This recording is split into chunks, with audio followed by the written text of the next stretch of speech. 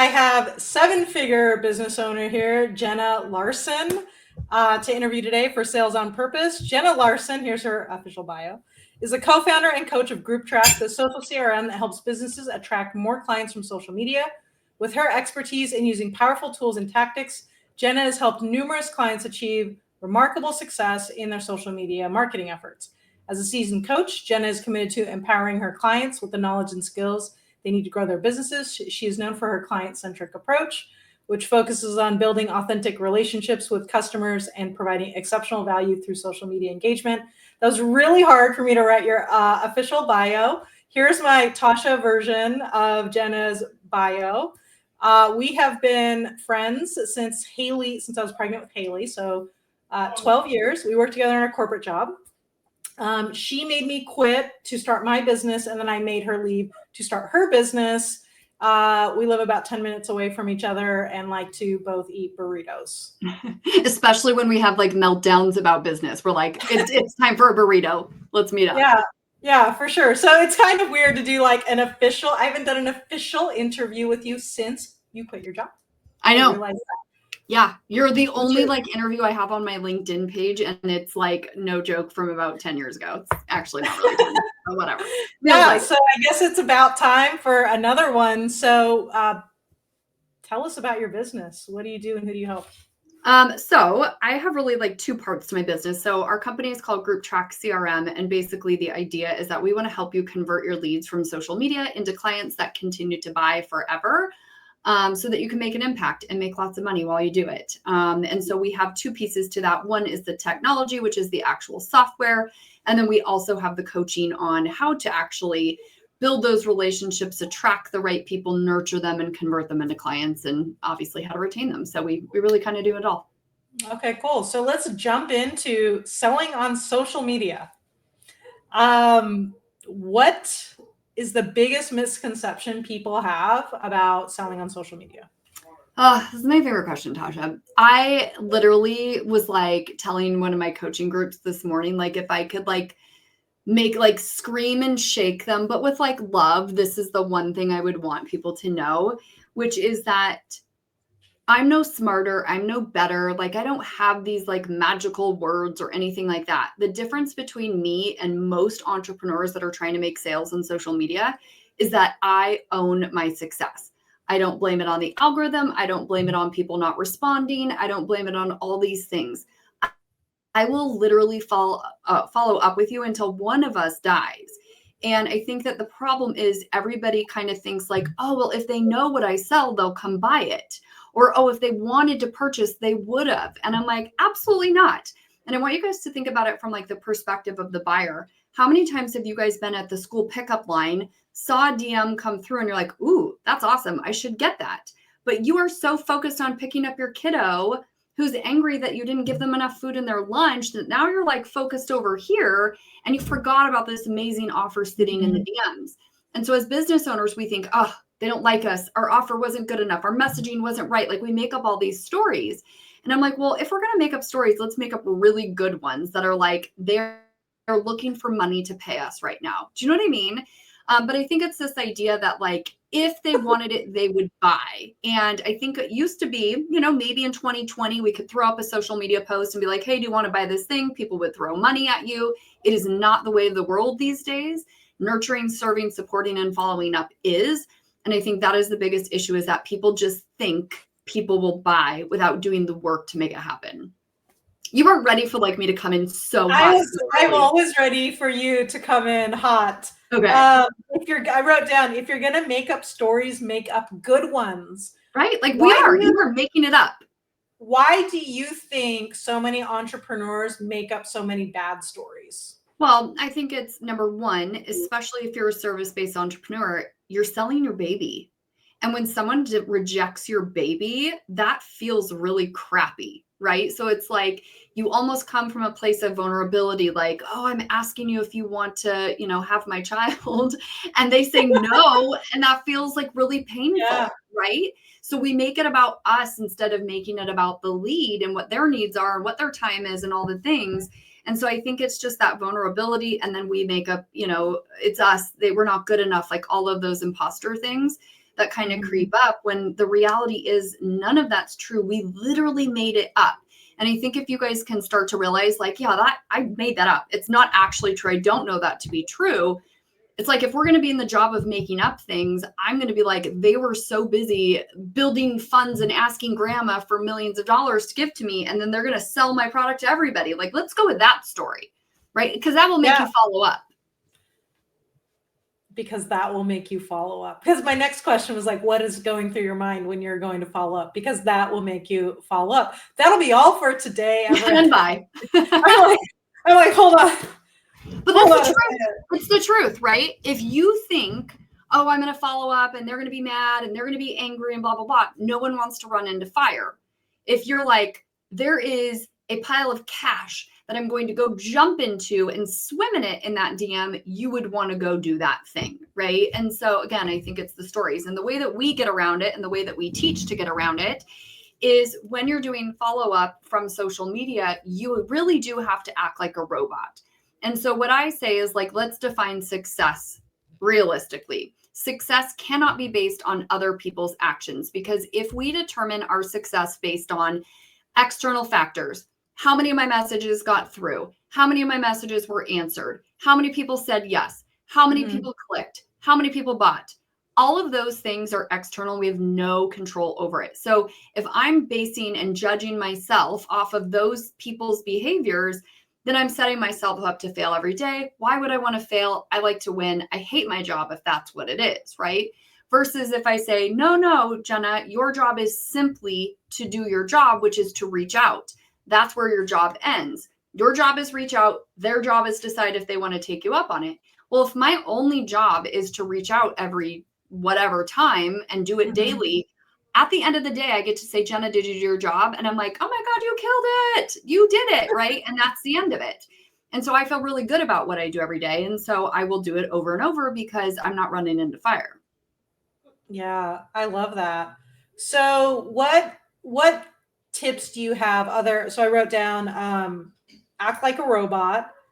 It's not your baby. Make up good stories. What are some like practical tips that you would have as far as like when you are messaging people? Yeah. I mean, the first thing is give context for why you're messaging, right? So we have a formula that we teach when we are sending DMs. And it's always this. It doesn't matter if it's a new follower, a new Facebook group member, a new person that's engaging with your content that you're going to follow up with. It doesn't matter. It's always the same. Hi first. So let's make it like actually, customized, right? We're not robots in that sense. And then the next thing we're always going to say is why we messaged them. And this is a little trick I learned from this girl named Tasha. And really what it is like permission, right? And so I kind of take what Tasha's taught me about like getting permission before making sales and, talking and that sort of thing, and applied it in maybe a way that works better for me, which is like implied permission.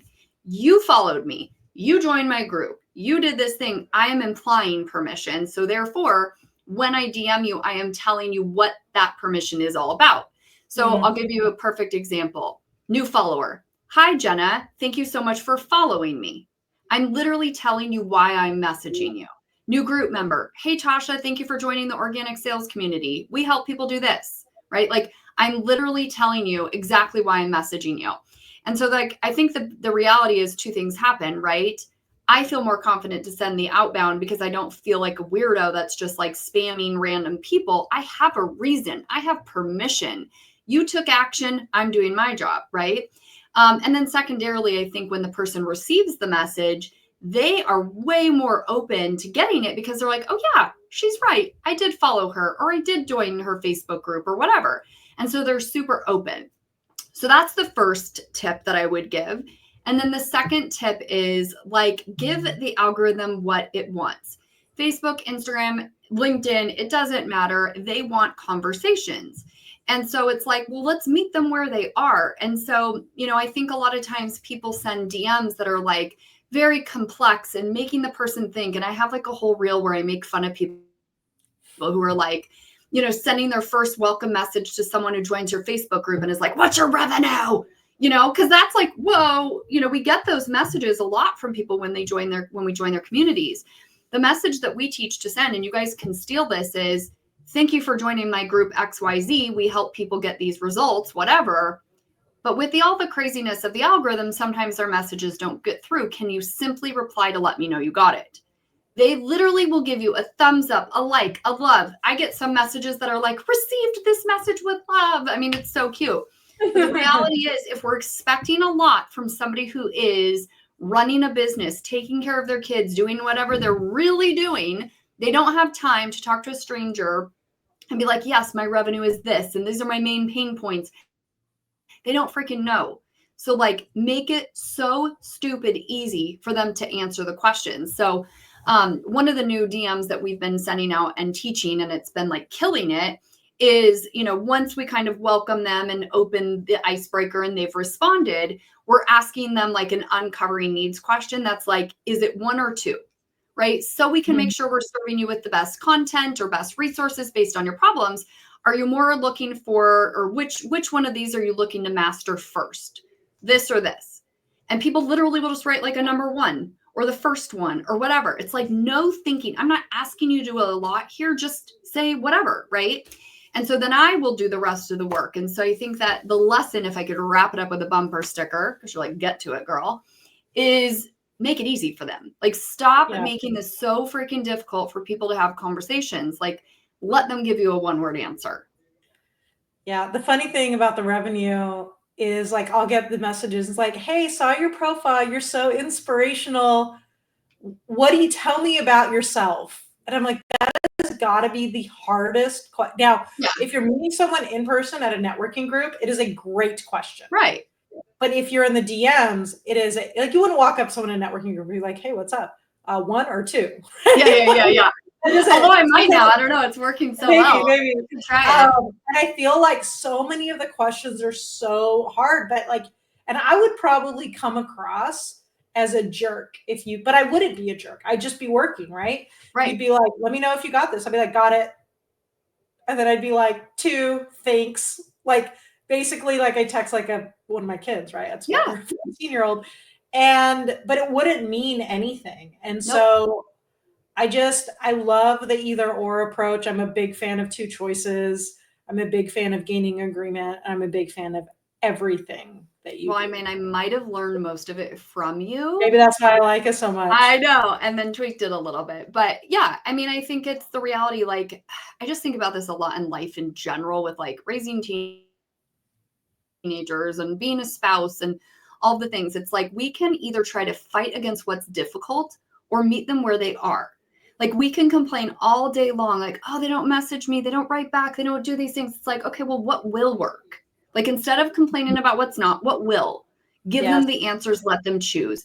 And it's like wild. So today, we just like fully kind of changed our strategy about 2 weeks ago with the DMs. I was like, oh, we're doing this. And I like have it so dialed in. It's all saved in group track. So it's all like, if they say this, send this. It's like so freaking good. But I was like, well, there's a couple people who are in my pipeline under, the stage uncovering needs, and I haven't reached out to them in a while. We haven't had any conversation. Let me send this message. And because it's like a pattern interrupt where it's like, hey, quick question, which one are you needing help with right now? I sent, 10 of them this morning, and already 5 have responded, and they just are like knocking them out. And I'm like, these are people that I've sent other messages to. They read it, but they didn't respond.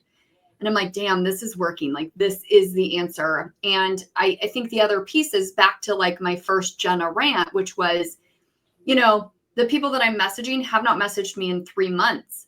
If I'm waiting on them to do their job before I do mine, $0 are ever going to come in. But I'm like, all right, I haven't talked to this person in 3 months. I'm going to send this message again, because I will follow up until one of us dies, or you say, no, thank you, we're done. And so I think that's the key, right? Like, I don't let my business happen to me. I make it happen, right? And so that DM is just the easiest way to make it happen. Cool. I love that. I can't wait for people to hear those rants. Can we talk a little bit about Group Track CRM? So this was like what you were just sharing with us, is like, the mindset and the tactics of like actually like talking to people. But your core business is a CRM that helps you track the leads. Can you just give us a quick rundown of a few of the cool things that it does, so that people have an idea? Because I think the biggest thing is like we don't want to we lose track of people, right? So we've been using Group Track CRM since you pretty much made 4 it. years, I think. Yeah. Yeah, and it's how we track our people through the different stages and make sure. But can you talk a little bit about how this makes sure that no one falls through the cracks? Yeah, totally.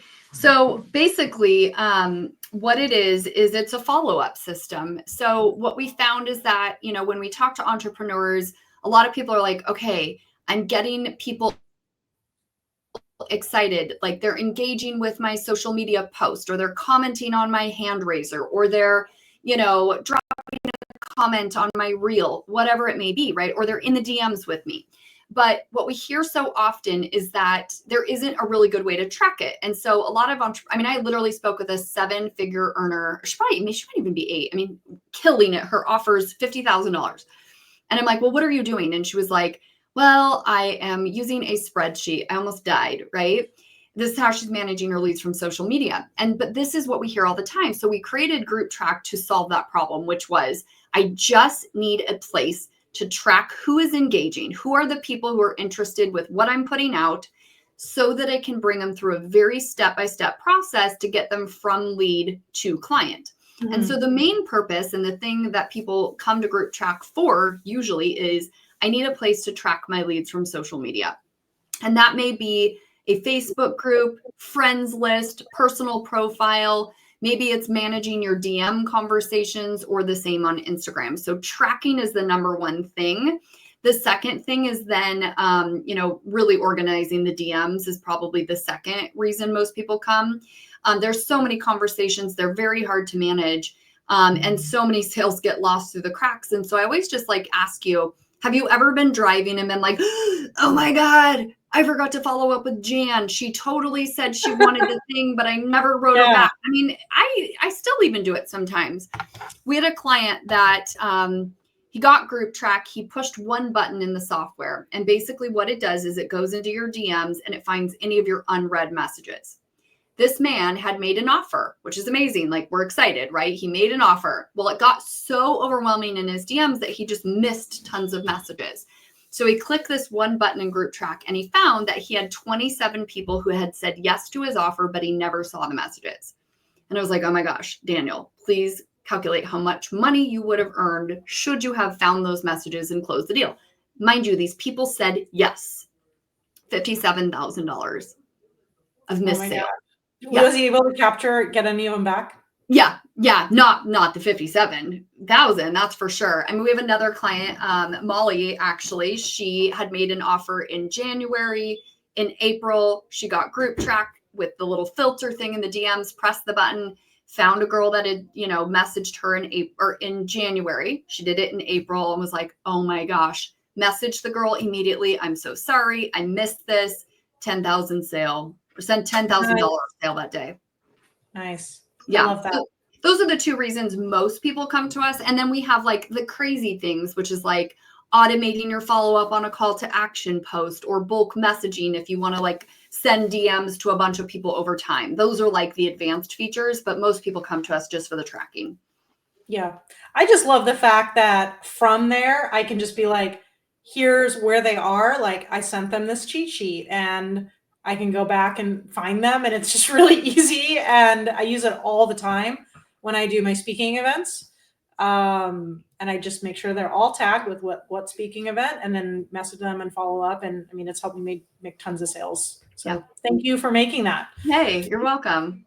Now I know you've kind of been talking about your own sales process while you've been explaining how you help people, because what you do is teach people your own sales process.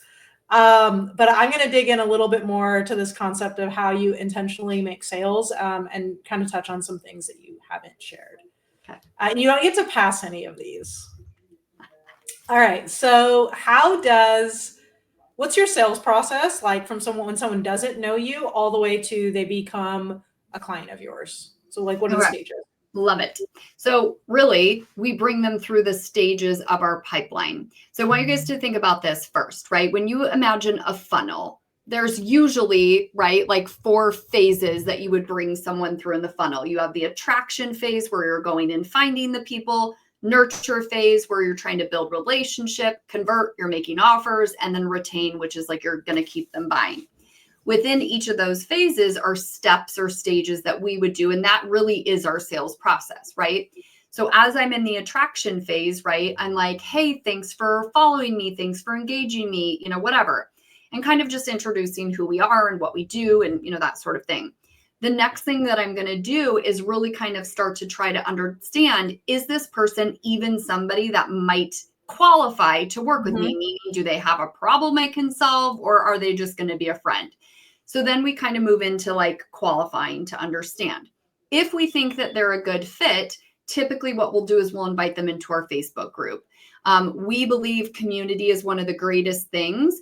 I could skip that and just sell to them in the DMs, but I feel like having a community, doing workshops like you teach, and really just like building the rapport with an actual human is such a game changer.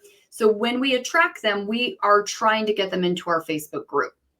Once they get into the group, now they're in the second phase, which is nurture.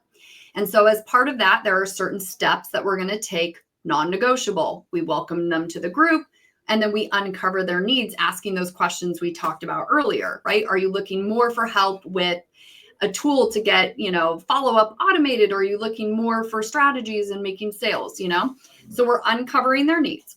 Now, here is like the biggest thing. So I want you guys to imagine that you are in a retail store. That is exactly how we treat our Facebook group.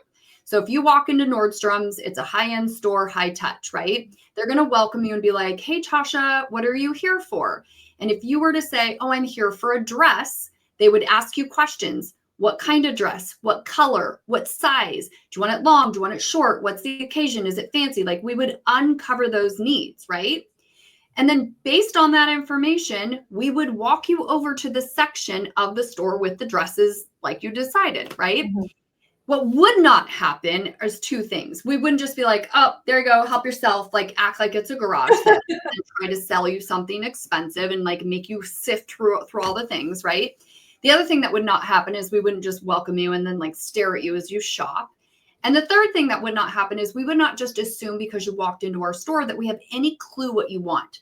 We would not be like, welcome, Tasha, the bedding's over there. And she's like, what? I'm here for a dress. Like, what are you doing? Right? We take the time, we uncover the needs. Based on what you tell us, we then walk you over to the section of the store with what you need. And so in our world, or in your world, what that basically means is we uncover your needs. Based on what you're looking for, we put you in the dressing room with content relevant to your problem. So if you come into my Facebook group and you're like, Jenna, I really need help monetizing a Facebook group, I'm going to put you in front of training about how to monetize a Facebook group, right? So I'm putting you in the dressing room with content. We know that especially for like mid to high ticket, person needs to have about 3 hours of content under their belt, like getting to know you, like understand who you are as a human and how you serve and how you coach before they're ready to buy. So we just put them in front of content. When we drop you off in the dressing room, we're still moving you through the process in our pipeline. We set a task reminder to go check on you. Remember, we're not just throwing you in the dressing room with the dresses. We're like, hey, I'm going to leave you. I'm going to give you a moment. I'm going to follow up in 3 days. 3 days. And I'm going to see what questions popped up. So we tell you before we put you in front of the content, I am going to reach back out. Makes me more, accountable to doing it, makes them ready to receive it. So I set a task, I follow up. When we follow up, we're going to ask specific questions about the training. Did you watch it? And if they're like, yes, we're going to say, great. Do you think if you were able to implement what you learned in the training, do you think it would get you closer to XYZ result? And if they say, absolutely, oh my gosh, yes. Now what we know is that they believe your solution is right for them and that it's the answer. And that's what we need to know, right? Like, do you believe that this is, the answer to your prayer? And if they say yes, then the only question is, great, is this something that you're going to try to figure out on your own, DIY, however you want to phrase it? Or would you like to learn about how you might get support implementing it so that you can get those results a little bit quicker?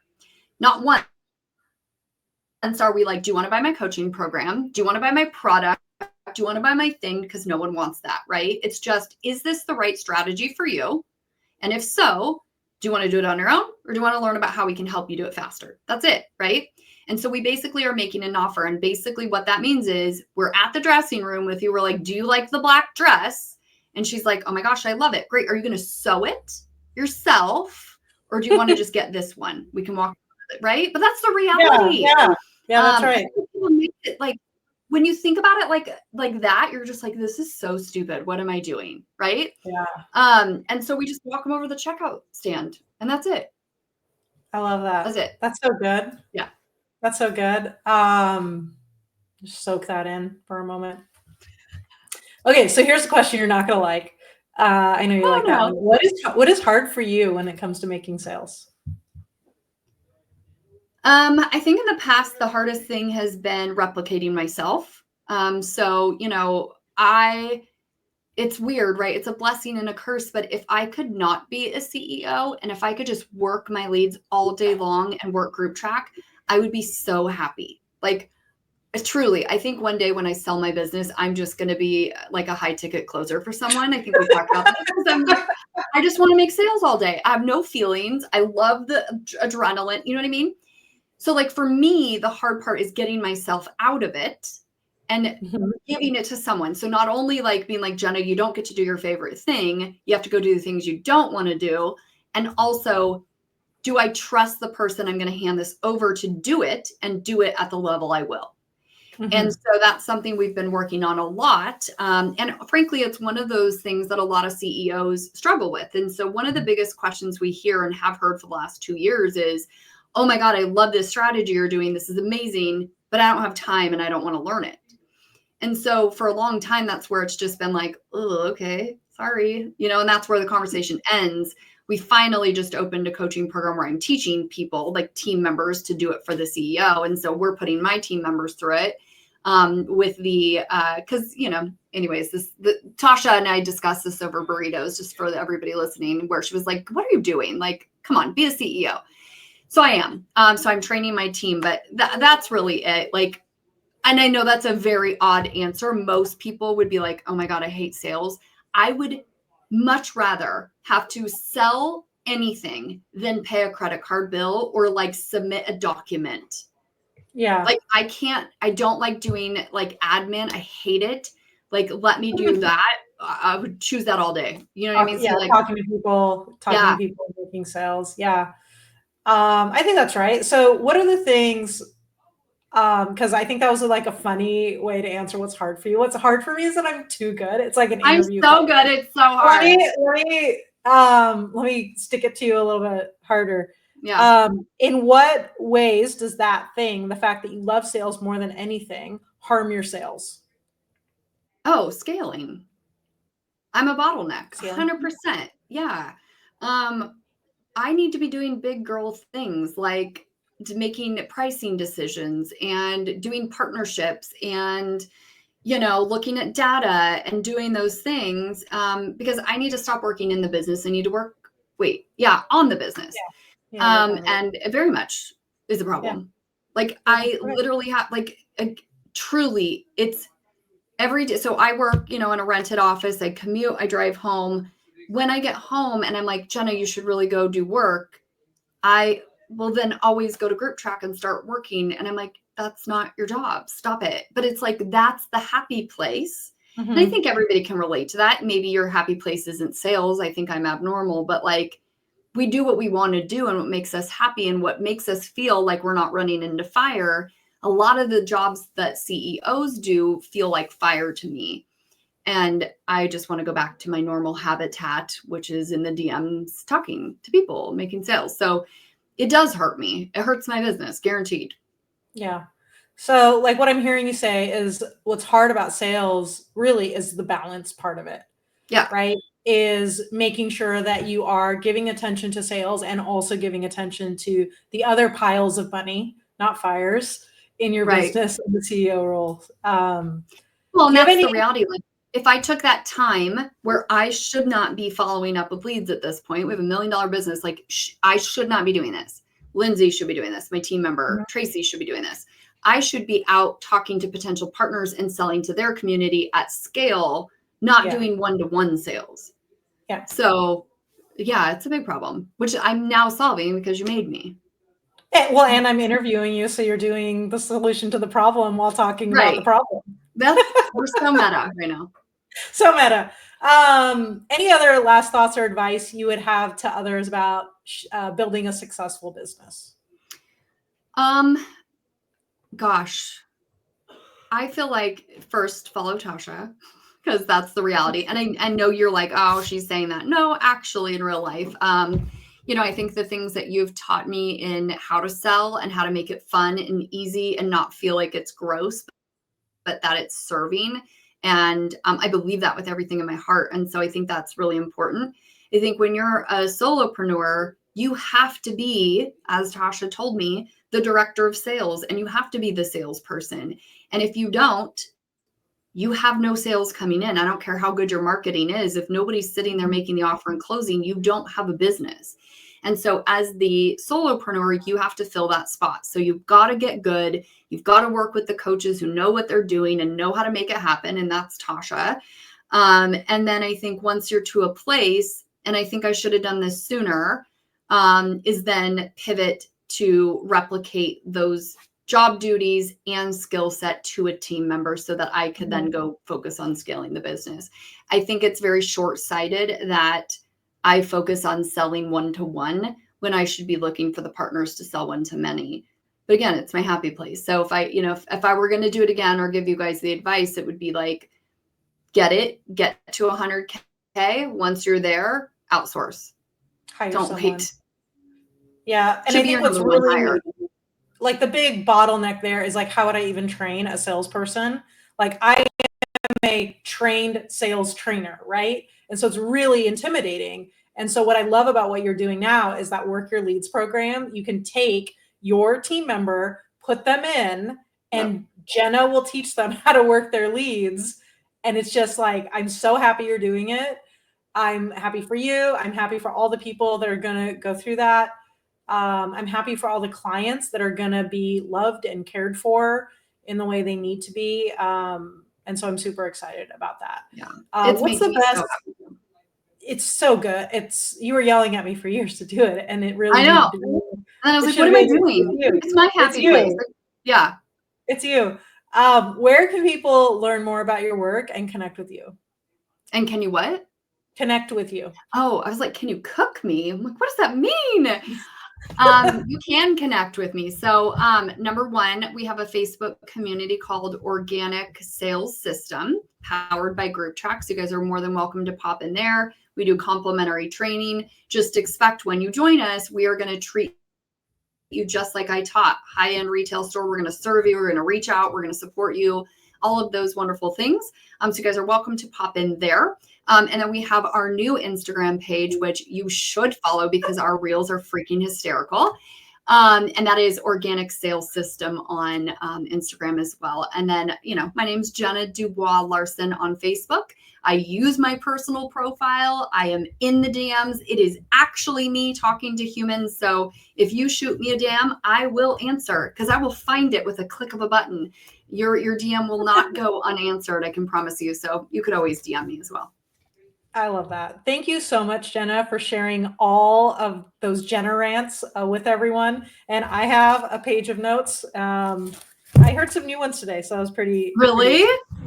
That's good. Yeah, the story one. I'll tell you what my biggest takeaway is before we go. If you're going to make up a story, make up a good one. And I really want to think about that one. Yeah. Like I thought that was a really. That was a new one, and I'm going to think about that for probably days. I'll probably have nightmares in the middle of the night thinking about that. Come over with burritos. That's what we do. Okay. Thank you so much, Jenna. I hope everyone was encouraged by this and inspired by this to go out and serve your people and not let them slip through the cracks, and have a great day. Bye. Amazing. Thanks. And